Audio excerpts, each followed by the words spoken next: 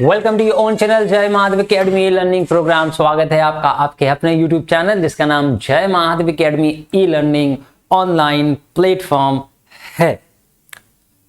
तो class 11th chapter बड़ी जल्दी जल्दी खत्म हो रहे हैं भाई, और आप लोग का सिलेबस भी विद इन सेशन एंड होगा उम्मीद करते हैं, क्योंकि चौथे चैप्टर पे आ गए हैं एक्सप्लेनेशन को लेकर के। लेकिन आज के इस वीडियो में आपको इस चैप्टर का एक्सप्लेनेशन नहीं मिलेगा, समरी मिलेगी। अच्छा, समरी क्यों कर रहे हैं? क्योंकि कुछ चैप्टर में हम समरी जरूर बताते हैं, कुछ में नहीं बताना चाहते, क्योंकि कुछ चैप्टर इजी लिखे होते हैं लैंग्वेज में, कुछ टफ लिखे होते हैं। टफ चैप्टर को समझने के लिए बेटा ज़रूरी होता है कि उसके बारे में आउटलाइन, उसका बैकग्राउंड सब कुछ जानना बहुत ज़रूरी है। तो समरी जो होता है उसके बारे में बता देती है कि चैप्टर किस बारे में है, क्योंकि 10th से पास आउट हो गए बच्चे 11th में आते हैं तो इंग्लिश इतनी आसानी से उनको समझ में नहीं आती। 11th में वैसे भी इस साल जो चैप्टर्स दिए गए हैं तो वो अच्छे टफ चैप्टर्स हैं वो, तो उनको समझाने के लिए हमें जो भी पॉसिबल तरीका सही लगता है वो हम करते हैं। तो इस चैप्टर में, इस सेशन में आपको इस चैप्टर की समरी मिल जाएगी अबाउट द लेसन, थोड़ा बहुत अबाउट द ऑथर, जैसा कि बोर्ड पर लिखा हुआ है। और बहुत ही इंटरेस्टिंग है, बट ये ज़रूर है कि टफ है, चैप्टर बहुत ही टफ है। अगर आपको लगता है कि आप इसे समझना चाहते हैं तो वीडियो को स्किप 1 सेकंड भी मत करिएगा, अदरवाइज आप कर सकते हैं, पूरी कर दीजिएगा। तो it depends on you. Landscape of the soul, बड़ा चैप्टर का टाइटल भी अजीबोगरीब है ना। चलिए देखेंगे क्या है इसका चैप्टर का नाम, टाइटल समझेंगे, और उस टाइटल के बाद फिर इसके बारे में समझेंगे लैंडस्केप मतलब क्या होता है। लैंडस्केप एक क्या है, इसको हम चलिए लॉक कर लेते हैं पहले, बिना लॉक करे ये खिसक जाएंगे, है ना। आज हम लोग इस चैप्टर में बहुत आराम से अपनी यूजुअल स्पीड से थोड़ा सा स्लो करके हम चलेंगे, क्योंकि चैप्टर थोड़ा सा टफ है और इसको समझाना थोड़ा सा मुश्किल होगा, क्योंकि लैंग्वेज इसकी इतनी आसानी से आपको समझ में नहीं आएगी, है ना। चैप्टर एक्सप्लेनेशन तो करते हैं, कोशिश करेंगे कि शुरू कर दें हम, लेकिन जो है हो नहीं पाएगा मेरे ख्याल से, क्योंकि अगर हम इसको समझाने पे आ गए। लैंडस्केप, पहले हम लोग लैंडस्केप की बात करें कि लैंडस्केप क्या है। सबसे पहले लैंडस्केप प्राकृतिक भू दृश्य को कहा जाता है। क्या होता है? प्राकृतिक भू दृश्य। अब इसको समझने के लिए प्रैक्टिकली समझो बेटा कि प्राकृतिक भू दृश्य का मतलब ये हुआ, जब आप ऐसे कोई चीज देखते हैं हॉरिजॉन्टल, आपने देखा होगा कि आसमान, जब आप एक खुले मैदान में खड़े होते हैं तो आसमान जो होता है, आसमान और जमीन जो है धीरे धीरे धीरे धीरे धीरे धीरे ऐसे दिखाई देने लगती है, मिलती हुई। And the point where the earth and the sky touches each other, वो पॉइंट जहां पर दोनों ही चीजें मतलब जमीन और आसमान मिलाप करते हैं, उसको एक वर्ड आप कह सकते हैं हॉराइजन। वो हॉराइजन बनाते हैं। क्या बनाते हैं? हॉराइजन, जिसे हिंदी में क्षैतिज कहा जाता है। क्षैतिज, ठीक, क्षैतिज कैसे लिखेंगे? क्षैतिज ये कहा जाता है। पहले बहुत ध्यान समझना, क्योंकि ये टफ है बहुत आराम से, इसलिए हम स्लो कर रहे हैं और समझाएंगे भी स्लो आराम से। हॉराइजन जिसे हम क्षैतिज कहते हैं उस, और वो जो दृश्य आप जमीन के नीचे देखते हैं, एक समतल मैदान बड़ा सा एक आकृति बनती है, उसे हम कहते हैं लैंडस्केप। आपने फोटो के संदर्भ में पिक्चर, जब आप अपना पिक्चर खिंचवाते हैं और उस पिक्चर को फ्रेम करवाने जाते हैं तो आपसे 2 साइज पूछता है, या तो आप कोई पिक्चर को लैंडस्केप इस साइज में बनवाते हैं, और या तो आप खड़ी खड़ी पिक्चर बनवाते हैं जिसे आप पोर्ट्रेट कहते हैं। ये जो होता है फोटो का तरीका, ये पोर्ट्रेट कहलाता है, और ये जो होता है ये लैंडस्केप कहलाता है। तो अब आप समझ रहे होंगे कि जब आप पृथ्वी के भूभाग को, एक बड़े से भूभाग को, क्षैतिज भूभाग को देखते हैं तो उसे आप लैंडस्केप कहते हैं, और आप खड़ी खड़ी कोई चीज वस्तु देखते हैं तो उसे आप पोर्ट्रेट कहते हैं। अगर आप दूसरे शब्दों में कहें तो आप इसे हॉराइजन कह सकते हैं और इसे वर्टिकल कह सकते हैं, मैथ के लैंग्वेज में, है ना, वर्टिकल, लंबवत कहते हैं। तो वही है, ये पोर्ट्रेट है और ये लैंडस्केप है, या आप इसे हॉराइजन भी कह सकते हैं। अब कह रहा है ऑफ द सोल। सोल क्या होती है बेटा? इसे कहते हैं स्पिरिट। स्पिरिट का मतलब क्या है बेटा? स्पिरिट का मतलब हो गया आत्मा। सोल का मतलब कॉन्शियसनेस होता है, आत्मा होता है। चुड़ैल भी बहुत जगह लिखा जाता है। तो कुल मिला के वो दैवीय शक्ति जो भगवान से रिलेट करती है, इस दुनिया से रिलेट नहीं करती। ये हमारे ऊपर डिपेंड नहीं करता। What is spirit we can not understand, it is only understood to God. ये सिर्फ भगवान समझता है व्हाट इज स्पिरिट। तो अब आपको आई होप कि लैंडस्केप ऑफ द सोल का मतलब समझ में आ गया होगा। और बड़ी अजीबोगरीब चीज बताई है, you have to be imaginative and fictional and fictitious आपको बनना पड़ेगा। इसको समझने के लिए चैप्टर बड़ा ही टफ लिखा है, बार बार कह रहे हैं, तो बहुत ध्यान से बिना कमेंट करे। और सर इधर ध्यान नहीं दे रहे हैं, क्यों ध्यान देंगे, क्योंकि आप जान रहे हैं दिस इज द प्रीमियर। तो आपको इस बात का ध्यान रखना है, कमेंट ना करते हुए सिर्फ चैप्टर के एक्सप्लेनेशन में चलेंगे। चलिए थोड़ा सा अबाउट द ऑथर देखते हैं। नेथाली ट्रोवेरॉय इज एन आर्ट हिस्टोरियन, एक आर्ट हिस्टोरियन है। हिस्टोरियन तो है ऐतिहासिक, लेकिन किसके हिस्टोरियन है? हिस्टोरियन ऑफ आर्ट, मतलब कलात्मक ऐतिहासिक कार हैं ये। इतिहास जो कि कला से रिलेटेड इतिहास है, उसके बारे में लिखा करती थी। नेतालिया ट्रेवरॉय, है ना, Trevroy. She was born on 2 Feb 1975, 1975 2 Feb को पैदा हुई। Buenos Aires in Argentina. Argentina एक बहुत ही खतरनाक देश है, आपने देखा होगा हॉकी की टीम अर्जेंटीना की और फुटबॉल की टीम जो है बड़ी आगे रहती है, अव्वल रहती है अर्जेंटीना, है ना। चक दे इंडिया में आपने देखा होगा अर्जेंटीना के ही प्लेयर से इंडिया वाले बड़े तंग हो जाते हैं, तो फिर वो जो पहलवान होती है हम लोग की टीम में, तो उसको बहुत कायदे से निपटा देती है वो अर्जेंटीना, वही एक कंट्री। इस अर्जेंटीना में वो पैदा हुई and her translation on work was very famous. ज्यादातर उन्होंने वर्क से ट्रांसलेशन लिखे हैं तो बड़े वर्ल्ड फेमस रहे। And she was married to an ambassador. Ambassador Hindi होती है बेटा राजदूत। एक राजदूत से इन्होंने शादी करी थी। किससे करी थी ये आपके जानने का मसला और विषय नहीं है, जिससे भी करी हो। She is called Teeny as her nickname, उनका निकनेम था टीनी। अबाउट द ऑथर इसलिए बताते हैं कि जिसका घर है उसके बारे में तो जानना है ना, बिना जाने उस व्यक्ति के घर में कैसे घुस जाओगे, इसलिए थोड़ा सा जानना जरूरी है। It is not necessary to write about the author और poet in the examination. Exam में लिखना जो है जरूरी नहीं होता है इसके बारे में, लेकिन फिर भी you must know about something. She likes painting. Painting की बड़ी उनको पसंद थी, पेंटिंग बनाना। अच्छा, पेंटिंग की बात आ गई तो इसका मतलब अब आपको समझ में आ रहा होगा कि ये चैप्टर या स्टोरी पूरी पेंटिंग और सीनरी इनके ऊपर डिपेंड करती है। अच्छा, नहीं समझ में आता है हम लोग ने आज की दुनिया में, जैसे पेंटिंग एक प्रोफेशन हो गया, उसके अलावा पोएट राइटिंग, है ना, पोएट लिखना, पोएम लिखना जो है एक प्रोफेशन हो गया। तो कुछ ऐसे प्रोफेशन होते हैं जिसको हम बहुत अंडर एस्टिमेट करते हैं। क्यों? क्योंकि ऐसा लगता है कि अरे क्या कमाते होंगे, क्या करते होंगे। तो आपकी जानकारी के लिए बता दें कि दुनिया में सिर्फ कमाना और खाना और भरना और जाना ही काम नहीं होता। इस दुनिया को समझने के लिए जो सबसे बड़ा काम करते हैं, दुनिया को समझना, इस जो भी सीनरी या दृश्य दिए हैं भगवान ने, इन चीजों को समझना ये हर इंसान के बस की बात नहीं होती। तो मेरे अकॉर्डिंग जो पेंटर्स होते हैं और पोएट्स जो होते हैं वो इस दुनिया से बियॉन्ड ऑफ द वर्ल्ड होते हैं, मतलब बियॉन्ड ऑफ द वर्ल्ड होते हैं, दुनिया के होते ही नहीं ऐसा लगता। वो पता नहीं क्या सोचते हैं उनके माइंड में।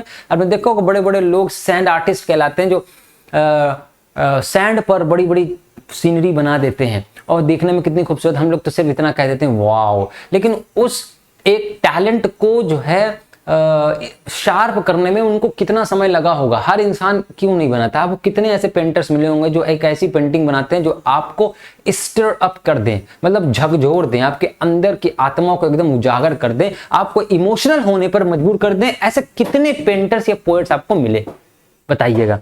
शायद अभी तक आपको कोई ऐसा ना मिला हो जिनकी पेंटिंग देखकर, ऐसे नॉर्मल पेंटर नहीं जो कि दीवार पर पोंते, वो पेंटर नहीं, उनकी बात नहीं कर रहे हैं। जो सीनरी बनाते हैं, जो लैंडस्केप ऐसा ऐसा दृश्य बना देते हैं जो आप कहते हैं कि ओ माय गॉड, आय बाप रे बाप, अबे देख कितना गजब। इस तरह के जो एक्सप्रेशन हम लोग देते हैं, कैसे ये एक्सप्रेशन आते हैं? हम लोग जनरली जो है नेचुरल आइटम्स, नेचुरल चीजों को, नेचुरल थिंग्स को देख करके ऐसे एक्सप्रेशन देते हैं जिसे हम एक्सक्लेमेशन कहते हैं ना।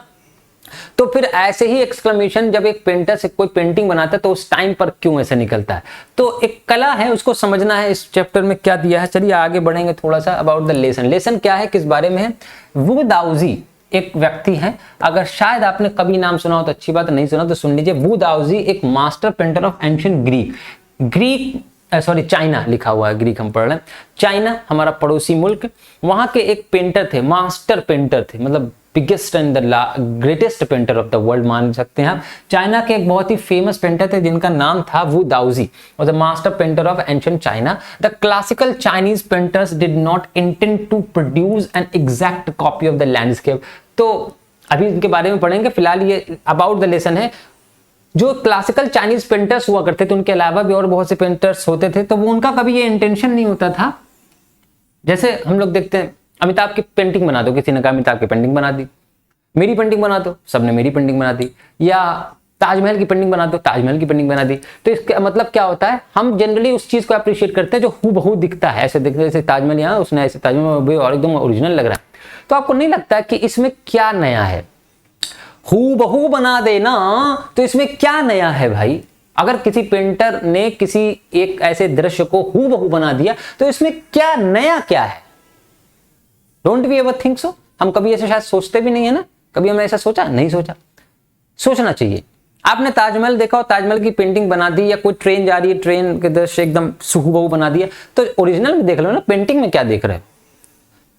तो ये पेंटर, कुछ ऐसे पेंटर होते हैं जो चीजें हूबहू बना देते हैं, कुछ ऐसे पेंटर होते हैं जो हूबहू नहीं, कुछ ऐसा बनाते हैं जो एग्जिस्ट ही नहीं करता, और करता भी होगा तो वो हमारी रीच से आउट ऑफ हो, जो हमारी रीच आउट ऑफ रीच हो हमारे, जो या जहां पर हम पहुंच ना पाए। तो जो चाइनीज पेंटर्स थे उनका कोई इंटेंशन नहीं था कि उस procedure N exact copy of the landscape, कि लैंडस्केप को देखें और लैंडस्केप को पूरा हूबहू एक पेंटिंग के तौर पर बना दे। उनका इंटेंशन नहीं था, वो कुछ और बनाना चाहते थे। मतलब वो ऐसे क्लासिकल पेंटर्स थे कि उनका जो इरादा था वो हूबहू बनाना नहीं था।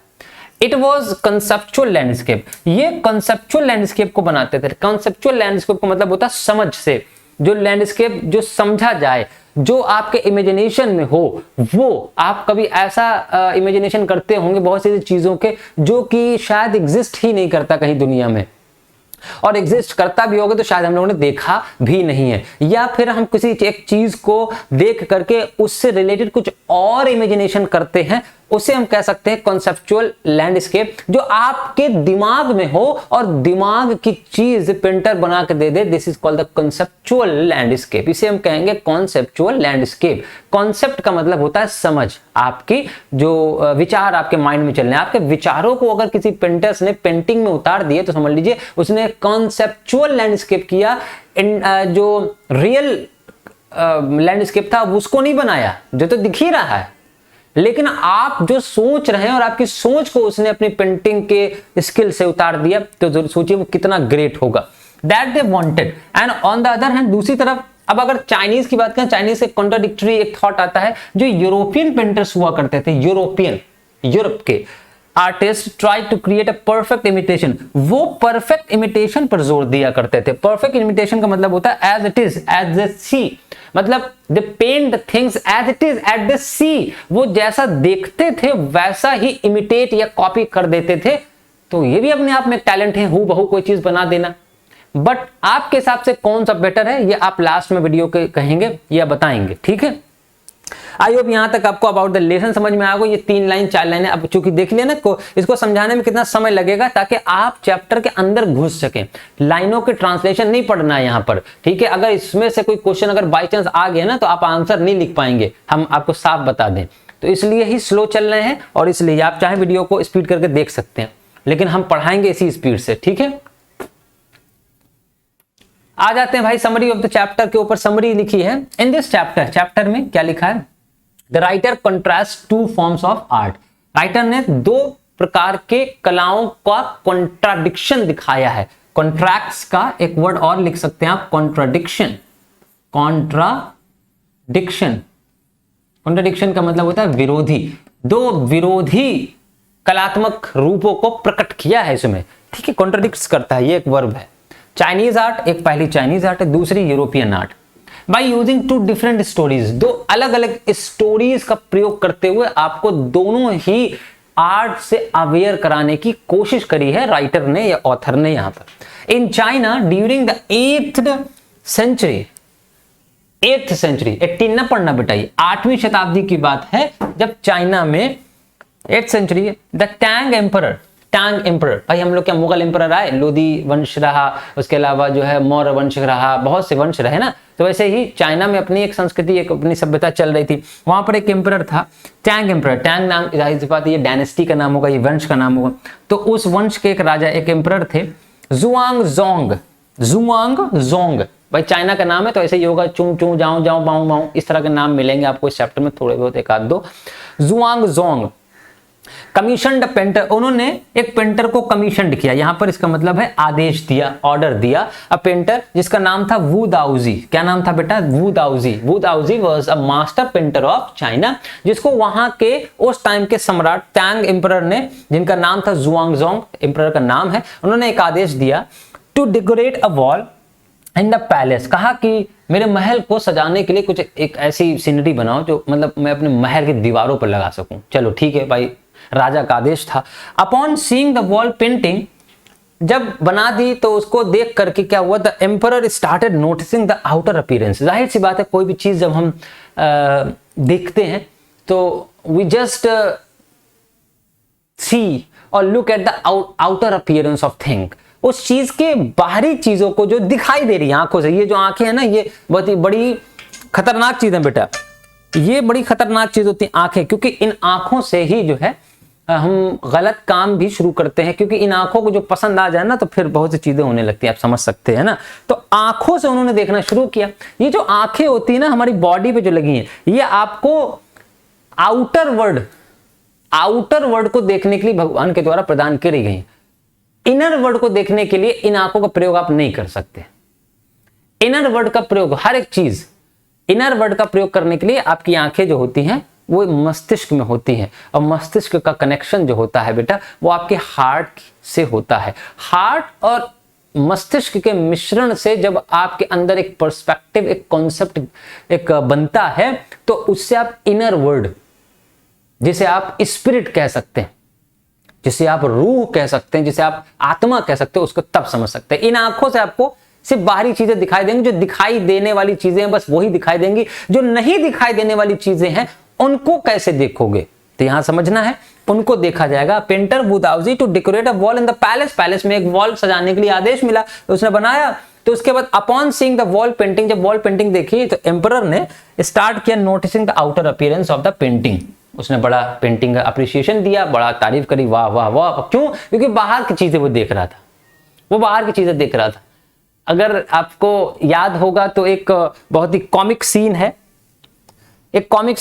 एक मूवी आई थी कई आई थिंक 20 साल पहले लगभग, इश्क नाम की मूवी आई थी, तो उसको याद कर लीजिएगा। उसमें एक ऐसा ही सीन है ना, एक पुतले को देखते हैं, उसमें नवाब साहब जो बने होते हैं, उसमें आप देखिएगा तो उसमें मतलब ठीक है वो तो कॉमिक सीन है, लेकिन वहां से हम इसलिए बता रहे हैं, जरा देखिएगा। कभी आपने ऐसा इमेजिनेशन किया है कि शारीरिक बनावट कभी ऐसी होती तो कैसा होता, तो क्या होता, तो क्यों होता? ये सारी चीजों पर सोचना इंसान का काम होता। ठीक, आप देखिएगा उस चीज को, बाकी आप समझदार हैं। Started noticing the outer appearance of the painting but the painter drew his attention to a cave on the foot. जब एम्परर जो है उसके आउटर अपीयरेंस को देख रहा था, तब फिर पेंटर ने कहा यार ये तो देख ही नहीं था जो मैंने बनाया। तब पेंटर ने खुद कहा कि सर उस केव को देखिए जो नीचे पेंटिंग के नीचे बनी हुई है, देखिए जरा।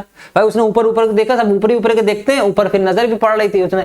तो फिर जो है पेंटर ने, वू दाउजी ने एम्परर से कहा सर उसको तो देखिए जो मैंने और बनाया, माउंटेन को जरा देखिए नीचे, foot of the mountain, mountain के फुट के मतलब माउंटेन के नीचे देखिए केव बनी है। The painter told the emperor that he would take him inside. Painter ने कहा कि महाराज यदि आपकी इजाजत हो, if you allow me so I will take you into this cave, मैं आपको इस केव में ले जाऊंगा।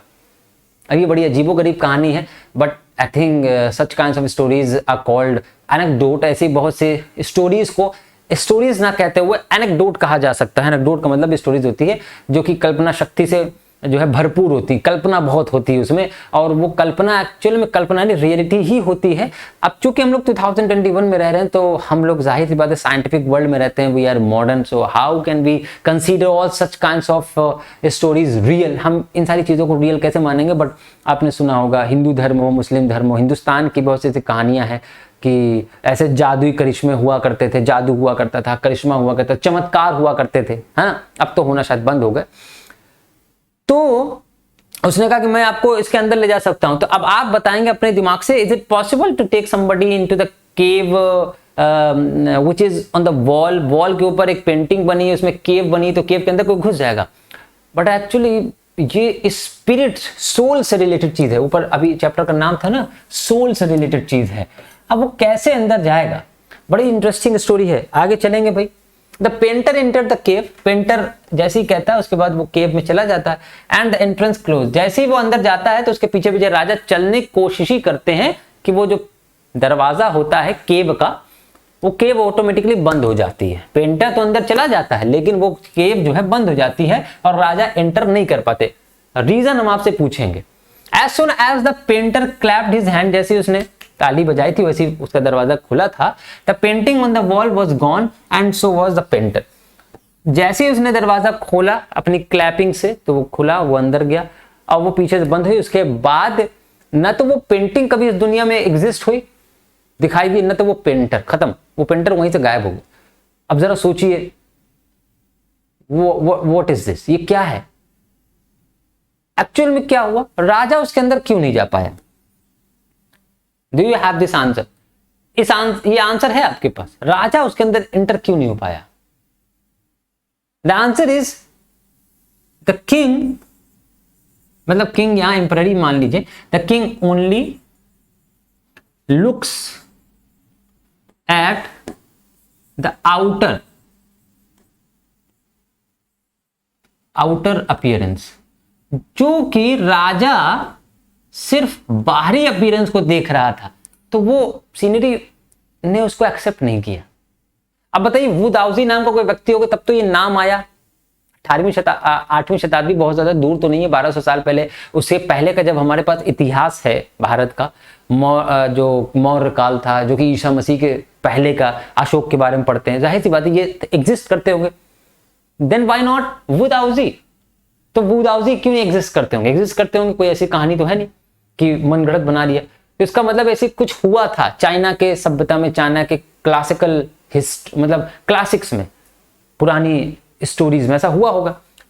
क्योंकि king only looks at the outer appearance, king ने सिर्फ और सिर्फ बाहरी अपीयरेंस को देखा था, शायद इसी वजह से वो उसके इनर ब्यूटी को, इंटरनल ब्यूटी को अप्रिशिएट नहीं कर सका, प्रेज नहीं करा, and that's why the scenery did not accept him to inside it.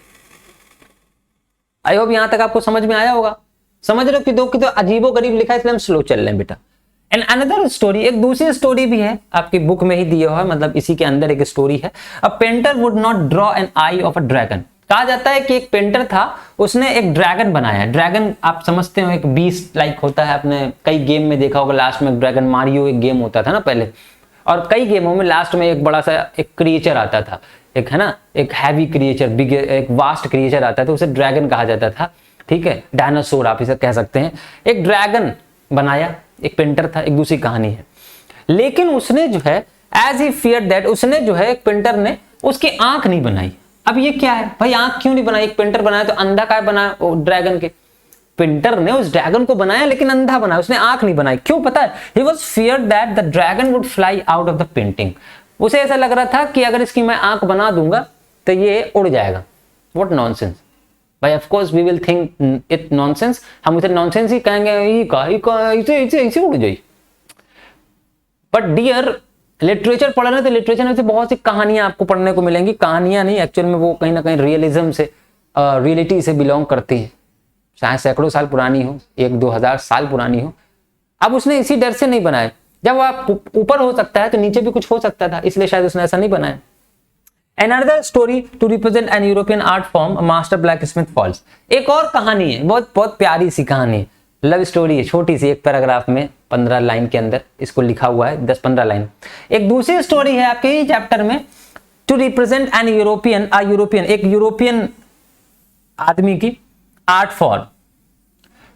एक मास्टर ब्लैक स्मिथ होता है, लोहार, एक लोहार होता है, falls in love with the painters daughter. वो एक पेंटर की डॉटर, वो एक पेंटर की डॉटर से प्यार करने लगता है। बहुत ही अच्छी है, छोटी छोटी, टफ है, लेकिन हम कोशिश करेंगे इजी लैंग्वेज में समझाने की। Falls in love with the painters daughter, वो डॉटर से प्यार करने लगता है। किसकी? एक पेंटर था, उसकी डॉटर से। अब आप समझ सकते हैं कि पेंटर का क्या पोटेंशियल, क्या शक्ति होती होगी उस टाइम पर, जिस टाइम की ये कहानियां हैं।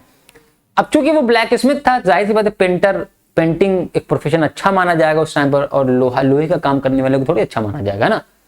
तो वो आप प्यार करने के लिए क्या क्या, आपके प्यार को पाने के लिए आप क्या क्या कर सकते हैं, आप सोच लो अपना अपना, है ना, अपने हिसाब से। यहां तक समझ में आ गया?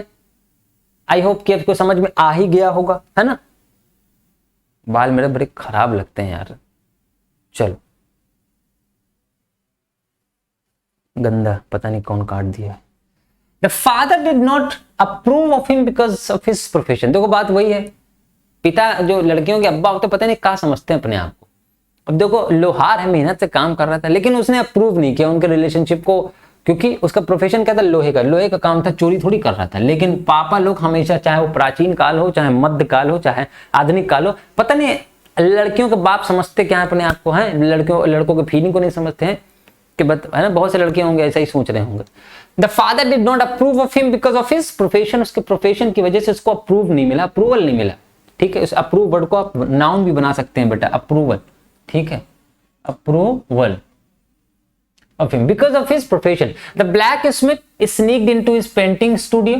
तो क्या किया ब्लैक स्मिथ ने, जो भी कर सकता है इंसान हर वो कोशिश करता है। तो ब्लैक स्मिथ उनके स्टूडियो में जहां पेंटिंग बनाते थे, तो लोहार गया एक दिन, चुपचाप घुस गया। स्नीक का मतलब बेटा घुस जाना, स्नीक इनटू, घुस गया उसके स्टूडियो में, and painted a fly on the painters latest panel.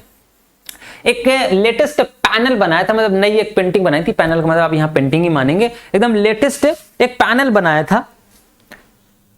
हाँ ठीक, तो एक लेटेस्ट पैनल बनाया था।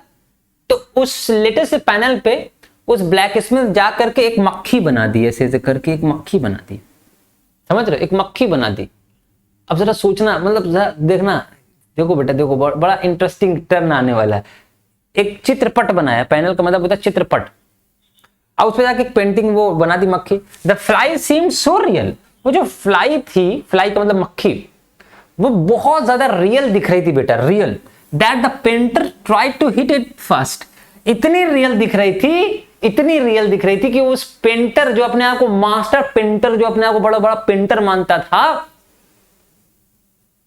उसने उसको सच मान लिया और उसको मारने की कोशिश की। हट हट हट हट मेरे पैनल से हट। अब यहां पर वो पेंटर बुद्धू बन गया।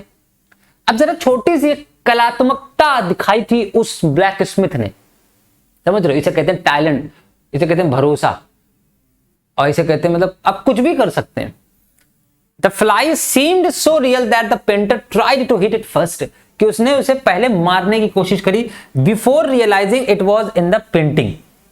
पहले पेंटिंग के अंदर वो उसे रियल इसलिए मान गया, उसे बाद में एहसास हुआ अरे ये एक पेंटिंग का हिस्सा है, या ये पेंटिंग है, असली मक्खी नहीं है।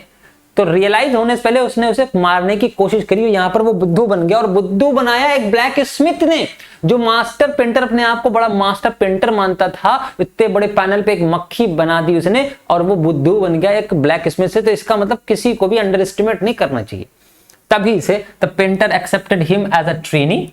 पेंटर ने तुरंत उसको जो है ब्लैक स्मिथ को बुलाया और अपना एक शिष्य बना लिया, ट्रेनी बना लिया। ट्रेनी का मतलब डिसिपल बना लिया, ट्रेनिंग करने लगा। और in his studio the black Smith married the painters daughter, और आखिर उनकी शादी हो गई। And later became one of the famous painters of time. और उसके बाद फिर वो ब्लैक स्मिथ एक उस टाइम का बड़ा पेंटर बनकर इमर्ज हुआ सोसाइटी में। यहां तक बात समझ में आई? क्लियर है? क्लियर है बेटा? समझ में आया? देखो यहां पर हमारे सिस्टम पे भी एक मक्खी आ गई, लेकिन ये पेंटिंग नहीं है, ये असली वाली है, मारेंगे। चलो, दीज स्टोरीज रिवील्ड एज, ये सारी स्टोरीज जो आपको बताई गई अभी तक, इस समरी में बताई गई बेटा, ये रिवील करती है as to how art form is believed to be followed in 2 different reasons in the world. दिखाते हैं कि 2 अलग अलग दुनिया के रीजन और किस तरीके से उनको आर्ट्स जो है किस तरीके से फॉलो किया जाता है, वहां के लोग उस आर्ट्स को किस तरह से मानते हैं। मतलब 2 different concept of art and their followers. 2 अलग अलग कॉन्सेप्ट हैं आर्ट्स बनाने के, कहीं पर किसी दूसरे उद्देश्य से, कहीं पर किसी दूसरे उद्देश्य से। आर्ट्स इंडिया में बनाई जाएगी तो उसका पर्पस कुछ और होगा, चाइना में बनाई जा रही तो उसका पर्पस कुछ और हो सकता है। अब तो रीजन क्या, अब तो देशों के अंदर अपनी संस्कृति और सभ्यता के हिसाब से माने। यहाँ पर 2 डिफरेंट रीजन, एक यूरोप और एक एशिया। भाई चाइना एशिया में आता है, तो एशिया कॉन्टिनेंट पे जो पेंटिंग बनाई जाती है तो वो एक अलग कॉन्सेप्ट से, और यूरोप कॉन्टिनेंट में जो पेंटिंग बनाई जा रही है वो एक अलग कॉन्सेप्ट से बनाई जा रही है। Is it? चलो बड़ी अच्छी बात है, समझ गए। Followed to in different regions in the world. In Europe, अगर यूरोप की बात करें, an artist wants the viewer to see a real view point by borrowing his eyes. Europe के अंदर जब पेंटिंग बनाई जाती थी तो जो पेंटर होता था, मतलब जो आर्टिस्ट होता था, वो चाहता था व्यूवर से, वो चाहता था to see a real view point, कि वो वास्तविकता देखे जो उस पेंटिंग में है, जो उस पेंटिंग में दिखाई दे रही है, जो मतलब दिखाई दे रहा है एक्चुअली में उसके ऊपर फोकस करे। ये यूरोपियन पेंटर्स चाहते थे बाई बोरोइंग हिज आईज, आंखों को बाई बोरो करते हुए चाहता था कि अपनी आंखों को मुझे दो और मेरी आंखों से जिस तरह से मैं देख रहा हूं, अपनी आंखें मुझे दो और जिस तरीके से मैं इस पेंटिंग को देख रहा हूं तुम सब इस पेंटिंग को वैसे ही देखो। ये यूरोपियन कॉन्सेप्ट ऑफ आर्ट था, समझ रहे? The art must be perfect and must be illusions likeness. Art एकदम परफेक्ट इमिटेशन होना चाहिए था और इल्यूजन जो है लाइकनेस होनी चाहिए थी, जैसा दिखाई दे रहा है उसी तरीके से। बेटा ये बात समझ में आ गई?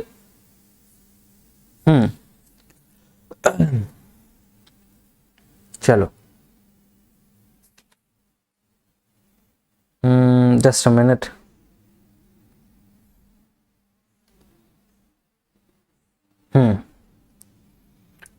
उसके बाद कह रहा है कि वेयर एज, जबकि चाइना में इसका कॉन्ट्राडिक्टरी थॉट है।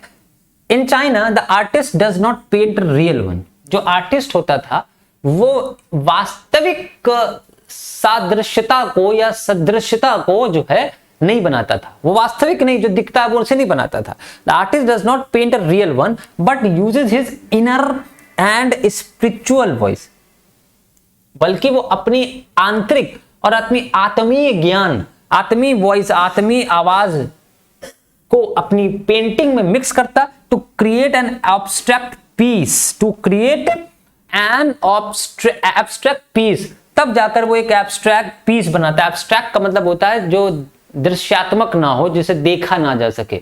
आपने एब्स्ट्रैक्ट नाउन पढ़ा होगा ना, जो नाउन दिखते नहीं है, अब इसे समझ सकते हैं।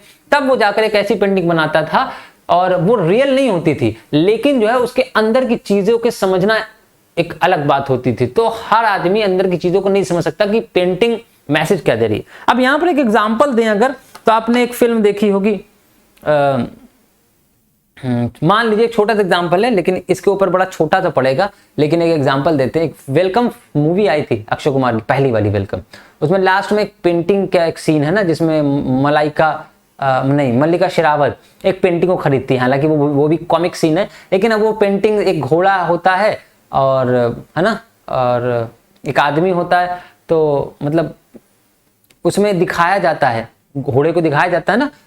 तो अब उस पेंटिंग की वैल्यू उसमें उस मल्लिका शेरावत ने बताई है। उसको, उस सीन को जरूर देख लीजिएगा तो आपको पता चलेगा कि पेंटर्स जब पेंटिंग बनाते हैं तो उसके पीछे कुछ लेसन या टीचिंग भी होती है। तो हर एक पेंटिंग के पीछे लेसन अपने होते हैं और टीचिंग भी होती है, और एप्रिसिएशन तो होना ही होना चाहिए किसी भी पेंटिंग को बनाने के लिए। तो व्यूअर्स का एप्रिसिएशन अगर नहीं मिलेगा तो पेंटर फिर डिमोटिवेटेड भी होते हैं। उसके अलावा भी ऐसे बहुत से कॉन्सेप्ट होते हैं, ऐसे बहुत से लेसन टीचिंग होती हैं, ये बहुत से ऐसे सीक्रेट्स होते हैं, राज होते हैं, जिनको जो पेंटर्स होते हैं वो दिखाना चाहते हैं। ठीक, इतनी बात समझ में आ गई? तो शायद अब आ गया है, the viewer can enter the painting from any point. तो चाइना के जो पेंटर्स कहते हैं, चाइना के पेंटर वही चाहते हैं कि ये जो पेंटिंग मैंने बनाई है आप इसके अंदर घुस सकते हैं। घुसने का मतलब कैसे है? पैरों से घुसना नहीं है, यहां पर स्पिरिचुअल कॉन्सेप्ट बनाना। बेटा आप 11th में है तो क्या हुआ, इतने छोटे नहीं हो। पैरों से घुसना नहीं होता, किसी के घर में घुसना वो पैरों से होता है, जो दिखता है वो वाला घुसना नहीं। घुसने का मतलब है कि किसी भी एंगल से आप पेंटिंग को देख सकते हैं। यहाँ पर चाइना के जो आर्टिस्ट हैं या पेंटर्स वो कहते हैं आप किसी भी एंगल से इसको आप देख सकते हैं, इसको अपने हिसाब से आप समझ सकते हैं from any point and can travel according to his own imagination. और इस पेंटिंग के अंदर की खूबसूरती के ट्रैवल आप कर सकते हैं अपनी इमेजिनेशन, अपनी कल्पना के हिसाब से। आप किसी भी तरह की कल्पना कर सकते हैं उस पेंटिंग को देखकर। भाई कहीं पर कुछ लिखा हुआ है तो उसका मतलब किसी और के लिए कुछ होगा, किसी और के लिए कुछ होगा। या कहीं पर अब हमें एग्जांपल हमें याद नहीं आ रहा है कि भाई कोई पेंटिंग है तो एक गधा है, गधे के ऊपर एक आदमी बैठा है, सपोज करिए ऐसी पेंटिंग है। तो एक आम इंसान से पूछा जाएगा तो आम इंसान कहेगा सबसे पहला जवाब कि एक गधा है और उसके ऊपर आदमी जा रहा है, उसने ये देखा। अब दूसरे से पूछा गया कि तो उसने देखा कि बताओ बेचारे गधे पर आदमी बैठा जा रहा है, उसने ये कहा, जवाब दिया। तीसरे से पूछा गया, ठीक है, तो तीसरे ने कहा कि गधा है, अपने मालिक को लिए जा रहा है। ये अपनी अपनी अलग अलग सोच है ना। तो चौथे से पूछा तो फिर वो अपना विचार देगा कि ये जो गधा है एक्चुअल में जो ऊपर बैठा वो गधा है और वो इंसान है, क्योंकि वो उसको अपने ऊपर उठाए हुए है। अलग अलग इंसान से एक ही चीज के बारे में जब पूछा जाएगा तो अपने अपने पॉइंट ऑफ व्यू होंगे। चाइना का जो पेंटर है वो ये कहता है कि आप अपने हिसाब से इसके अंदर समझ सकते हैं और इसके इमेजिनेशन में खो सकते हैं। समझ रहे? अब कैसे आपको खोना है? बाहुबली मूवी आपने देखी होगी, मेरे ख्याल से देखी है। तो बाहुबली मूवी में आपके जो पहली बाहुबली आई थी उसमें तमन्ना भाटिया जी है ना, उसमें एक्ट्रेस है, और जो हीरो है आप तो जानते हैं। वो शक्ल बना रहा होता है,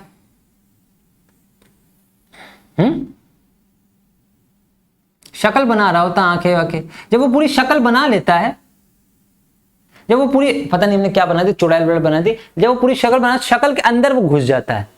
आपने देखा हो कई ऐसी मूवीज आती हैं कि एक आंख होती है, उस आंख के अंदर जाते जाते कैमरा इतना घुस जाता है कि उस आंख के अंदर से स्टोरी शुरू होने लगती है। That is called the entering imagination. वही है इमेजिनेशन, उसे कहते हैं कि आप एक शक्ल है, उस शक्ल में इतना खो गए कि पता चला आपकी जो पूरी जो माइंड था, आपका दिमाग था, उसी के अंदर नाचने लगा, एक नई कहानी स्टार्ट हो गई। वो उस इमेजिनेशन को पेंटर कह रहा है कि इमेजिनेशन में आप खो सकते हैं। आई होप कि हमने थोड़ा सा समझाने की कोशिश करी। समझो, ऐसे बहुत से चीजें होंगे ना, जैसे टीवी है, टीवी के अंदर ही टीवी के अंदर कैमरा घुसता चला और टीवी के अंदर जो चीजें हो रही हैं वो रियलिटी में दिखाई देने लगी। उसी तरह आंख है, किसी की आंख देख रहे हो तो आंखों के अंदर घुसते घुसते पुतली के अंदर, रेटिना के अंदर घुसा और वो आंखों के अंदर एक पिक्चराइजेशन होने लगा, पूरी पूरी फिल्म उसी के अंदर, है ना, आधे घंटे की मूवी उसी में निकल गई। तो पता चला किसी के शक्ल देखते देखते गाना होने लगा और गाना जो है बागों में होने लगा। वो अभी यहाँ खड़ा है, लड़की को देख रहा है, लड़की के चेहरे में इतनी खूबसूरती देखी, उसके अंदर की कहानी भी उसने देख ली और उसके अंदर पूरा पूरा गाना गा लिया, है ना। कई ऐसे सीनरी होंगी, सीनरी के अंदर आपने देखो कई ऐसे भूतिया मूवीज होंगी, भूतिया मूवी के अंदर कि पता चला उसको देखते देखते देखते उसके अंदर की डरावनी एक सीनरी और फिर वो पूरी कहानी स्टार्ट होने लगती है। अब समझने की कोशिश करो, ये चैप्टर बड़ा अजीबो गरीब लिखा हुआ है, लेकिन अगर आप समझोगे तो आप इसे कोरिलेट कर पाओगे अपनी लाइफ में। ऐसे बहुत से एग्जांपल आपको मूवीज के थ्रू मिल जाएंगे। A path of its own. The artist wants the viewer to enter his mind. Artist जो चाइना के आर्टिस्ट वो चाहता है कि अपने माइंड को वो खुद एंटर करे and create a path of its own, और अपना रास्ता खुद तय करे। वो ये चाहते हैं जो मैं देख रहा हूं वो मत देखो, ये चाइना के आर्टिस्ट कहते हैं, जबकि यूरोपियन आर्टिस्ट कहते हैं जैसा मैं देख रहा हूं वैसा देखो। This concept is called Sansui. इस कॉन्सेप्ट को सेंसुई कहा गया, ठीक है। विच मीन्स, इसका मतलब क्या होता है? सेंसुई का मतलब आगे लिखा है माउंटेन वाटर। माउंटेन वाटर, पहाड़ से गिरता हुआ जो पानी है। When they are used together, जब उनको एक साथ यूज किया जाता है, they make the world landscape, तो वो एक लैंडस्केप बनाते हैं, वो एक लैंडस्केप बनाते हैं। पहाड़ से गिरता हुआ एक पानी। पहाड़ किस तरीके से होता है? ऐसे खड़ा खड़ा,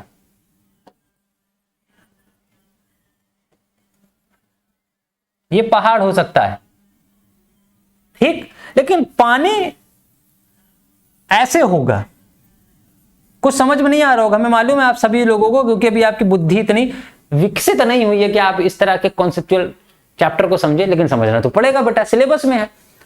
तो आप समझ रहे हैं, ये दोनों, इन दोनों का मिलाप जब आप देखते हैं तो उसे लैंडस्केप में पिरो देते हैं पेंटर्स और आर्टिस्ट जो होते हैं बेटा। समझ रहे हो? हाँ, आई होप यहां तक समझ में आ गया होगा। है they make the world landscape, तब ये लैंडस्केप बनाते हैं। माउंटेन वाटर आपने देखा होगा। ये आ गया चैप्टर का एक्सप्लेनेशन। एक दो स्लाइड हम पढ़ेंगे, ठीक है, और फिर उसके बाद हम लोग नेक्स्ट स्लाइड में, नेक्स्ट सेशन में इस चैप्टर को पूरा एक्सप्लेनेशन के देंगे। ये पूरी समरी खत्म हो गई। अगर आपने समरी समझ ली होगी तो अब आपको स्टोरी को समझने में आसानी होगी। आपकी स्टोरी यहां से स्टार्ट होगी बेटा। A wonderful old tale is told about the painter Wu Daozi. एक बड़ी खूबसूरत सी, एक ट्रेमेंडस सी, एक अद्भुत सी कहानी कही जाती है। एक पेंटर था जिसका नाम था Wu Daozi, who lived in the 8th century, जो कि 8वीं शताब्दी में रहता था।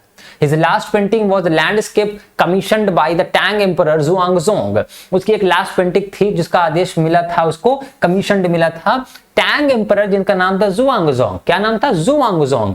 To decorate a palace wall, और कहा गया था कि तुम ऐसी पेंटिंग बनाओ जो कि मेरे पैलेस के वॉलों को सजावटी के तरीके सजा दे, मतलब बहुत अच्छी पैलेस की दीवारें अच्छी लगने लगे, इस तरह की चीज को ऐसा बनाओ। तो उसने बनाया एक painting. The master had hidden his work behind a screen, उसने बना करके उस पूरे वर्क को, मतलब उस पूरी सीनरी को एक लैंडस्केप बना करके उसको एक पर्दे के पीछे, स्क्रीन का मतलब पर्दे के पीछे उसने छुपा कर रखा था कई दिन तक। And so only the emperor would see it, ताकि सिर्फ एम्परर, भाई एम्परर ने आदेश दिया था ना, तो आम आदमी के लिए तो था नहीं, तो सिर्फ और सिर्फ एम्परर जो है उसको देख सके। भाई आपने अकबर के शासन काल में देखा होगा, तानसेन है ना, एक राजकवि थे, राजकवि नहीं सॉरी संगीतकार थे, मतलब हाँ गाते आते थे। तो तानसेन वो सिर्फ अकबर के ऑर्डर पे गाते थे, ये नहीं कि कौन कह दी बगल बाबा बाबा गाना सुनाओ, एक तो गाना सुनाओ तो सुनाने लगे, ऐसा नहीं है, ठीक है। तो उसने जो है एक पेंटिंग बनाई, उसको छुपा कर रखा। यहाँ एक वर्ड है डुएल्स का मतलब लिव है, स्टे है, स्प्लेंडेड का मतलब वेरी इंप्रेसिव एंड सुपर्ब। आगे एक वर्ड आएगा जो आपको हेल्प करेगा। फॉर अ लॉन्ग वाइल, बहुत दिनों तक जो है, the emperor admired the wonderful scene, भाई लंबे समय तक वो जो है एम्परर होते थे ना, तो थोड़े से बकलोल भी होते थे दिमाग से, झक्की भी होते थे दिमाग से। क्यों उन्होंने कह दिया ये करो तो वो करो, कोई अगर नाच तो नाचे लगे लोग, कहीं यहाँ से खेला हुई तो खेला होने लगा, हाथी को लड़ाओ तो हाथी लड़े लगे, मतलब वो जो उनके मन में होता था वो करवा लेते थे। तो उन्होंने एक सीनरी बनाई और कई दिनों तक, महीनों तक जो है उस सीनरी को अप्रिशिएट उन्होंने किया, मतलब खुश रहे राजा कि हाँ इट्स अ नाइस वन, बड़ा अच्छा है ये सीनरी, बड़ी अच्छी, उन्होंने तारीफ करी इस चीज की, ठीक। डिस्कवरिंग फॉरेस्ट, उसमें क्या क्या चीजें थी बेटा, उसमें डिस्कवरिंग फॉरेस्ट मतलब फॉरेस्ट थे उसको डिस्कवर किया, मतलब बहुत ध्यान से उन फॉरेस्ट को देखा करते थे। हाई माउंटेन, ऊंचे ऊंचे पहाड़, वाटरफॉल्स, ऊंचे ऊंचे झरने, एंड क्लाउड्स फ्लोटिंग, और तैरते हुए बादल्स को, इन एन इमेंस स्काई, इतने विशाल से, इमेंस का मतलब हो गया विशाल, वास्ट, विशाल से जो है स्काई में देखते थे बादलों को। मेन ऑन हिली पैच, और जो हिली पैच होते थे, मतलब पहाड़ों के साइड में जो पगडंडियां बनी होती थी, उसमें वो सब भी था उस पेंटिंग में। बर्ड्स इन फ्लाइट, और चिड़ियों का समूह को उड़ते हुए, ये सारी चीजें उस पेंटिंग में बना रखी थी। लुक सर, शायर लिखा हुआ है, आप यहां सर पढ़िएगा।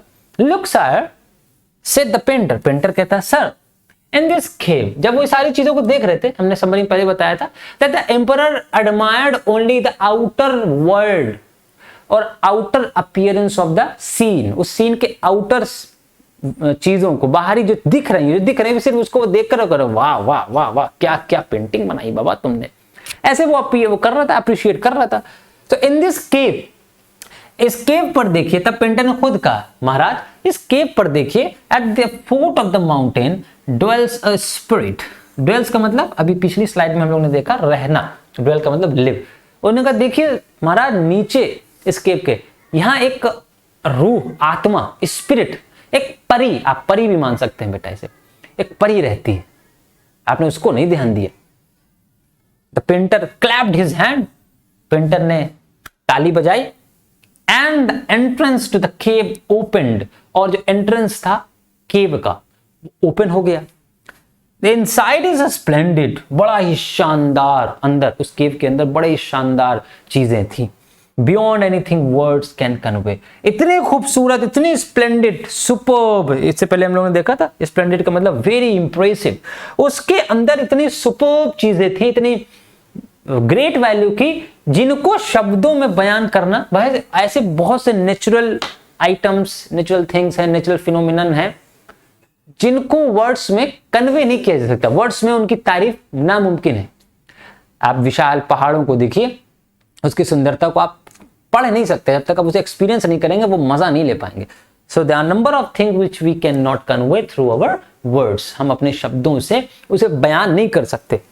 क्या हो रहा है भाई, मार और खाना है, तुम मक्खियों की हूं आ गई, ठीक।